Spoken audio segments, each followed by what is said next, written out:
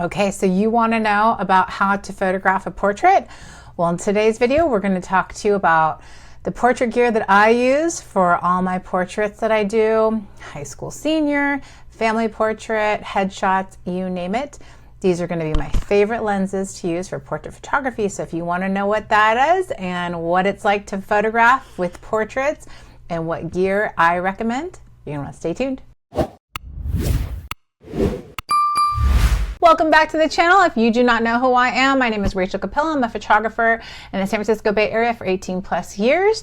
And I am going over in this video portrait photography and the gear that I love and that I've used day in and day out for my portraits. So obviously, some of you will know I'm a Canon shooter, so whatever camera you're going to use, Canon, cannot recommend anything for Sony or Nikon, even though I've heard great things about them. I love shooting Canon. If you're shooting the Mark IV, the Mark V, R6, R5, whatever it is, get your Canon camera. And these are the lenses that I definitely love and recommend for shooting any kind of portrait session. So first recommendation is going to be, I love the 70-200.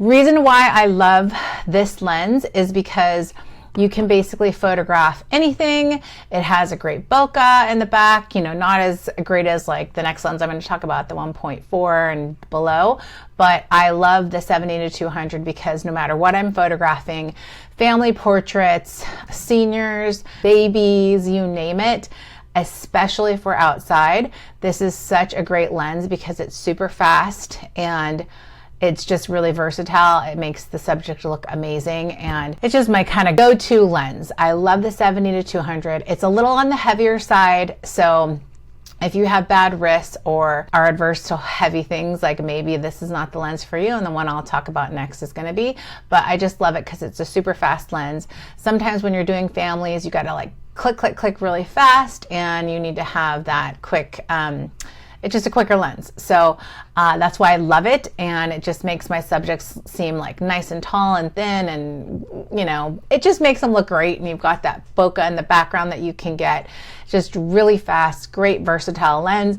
And I can also use this when I'm doing events, like for weddings. I can, you know, use this for the close-up down the aisle for the kiss, or I can come in at corporate events and actually photograph the speakers being rows and rows and rows and rows and rows and rows away from the speaker. So love the 70-200. It's going to be a super great versatile lens to use in your toolkit, especially for portraits and also events. So that's my number one recommendation. Let's go over my number two. All right, so my second lens that I absolutely love for is the 85mm. You can get one as low as 1.2 aperture, which is great. My 70-200 goes down to 2.8, I believe, and every scenario is different. So depending on the portrait session you're doing, love the 70-200 for outside locations. Like I said, you can be quick and you've got a lot of space, you know, and you can use that kind of like in any circumstance as far as like being outside. But for the 85mm, I love it. And I would definitely get it as low as possible. So you can get, I believe, as low as 1.2. What I love about this lens is if you have a little bit of confinement and you have subjects that are not super mobile, like a toddler or potentially like an animal or something like that, right? Because some people will do pet photography. But if you're in a limited space, like a room, the 85mm is going to be a lot more versatile than the 70-200, right? The zoom lens.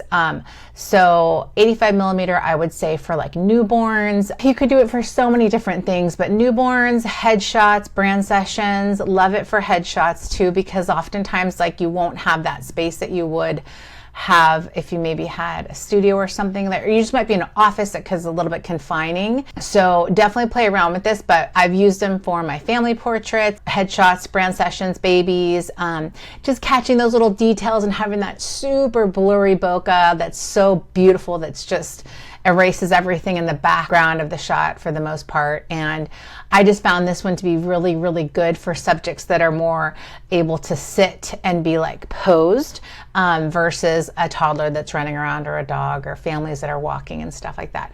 Again, you could probably do it in any scenario, but I just found that the 70-200 is quicker, but I love that 85mm for the different scenarios that I just went over. And then also the beautiful thing about the 85 millimeter is that it's lighter than the 70 to 200, so you won't have to have that wrist action challenge where it's like as you hold something really heavy a lot and having to lift it up and whatnot.